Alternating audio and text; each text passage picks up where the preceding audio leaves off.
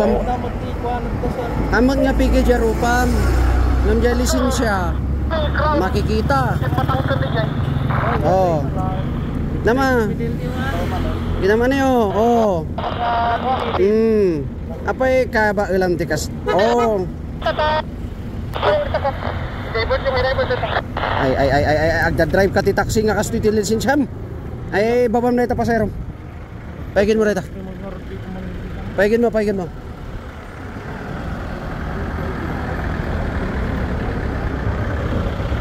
Pinababa kami ni Sudan, agaso man ita karga na. Mabalin na ita. Okay lang. Sige, itikit mo rito itaning. Ala confiscate natin yan.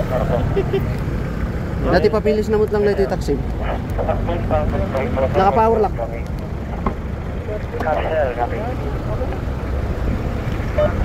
Pasensya ka na madama. Piki po kasi yung license ni Mr. Driver.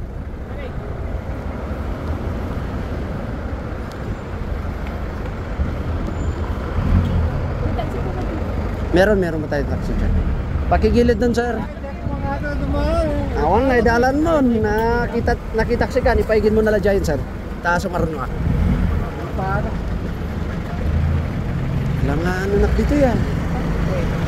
Kahit mo nga makita di original. Ano nga kuha ngayon.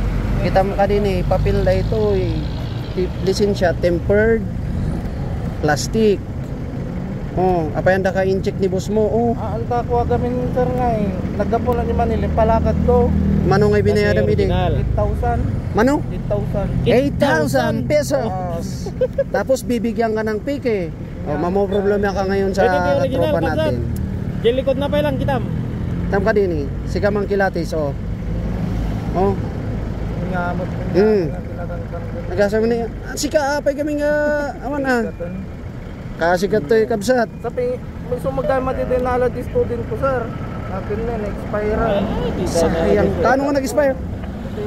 Ko sir. Awan ng kakidirog yan tako. Ni. Tikitang dayta nga confiscate mo dayta kuan na.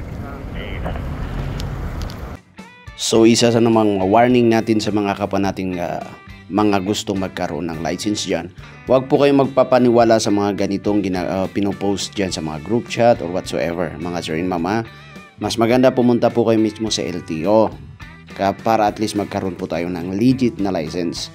Kasi pag magpapaniwala po kayo sa mga ganito, naku po mga sir and ma'am, sabi ko sa inyo, masasayang po yung pera natin, masasayang yung effort natin na magkaroon ng license. Kaya doon po tayo sa mismong opisina ng LTO pumunta.